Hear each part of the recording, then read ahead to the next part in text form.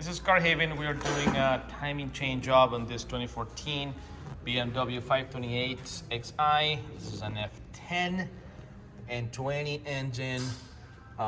Way we do the timing chains in here is we do the complete job. This entails the timing chain, obviously, guides, tensioner, more guides in here. What's really important with this job, and the dealer typically does not do this, is an oil pump chain, which also has a chain, guides, and a sprocket in here. Along with this, you need a crankshaft seal, you need the axle seals as well, and the differential cover seals too. We recommend highly doing not just the valve cover gasket, but the whole valve cover assembly.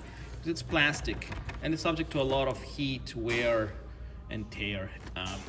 Eccentric camshaft sensor comes along with it. Camshaft adjuster sensor comes along with it there. And since we're going to be taking the oil pan out, it's a good idea to replace the oil pan gasket as well, as those get worn out too. We prefer the EWIS kit because it's an upgrade over the BMW timing chain.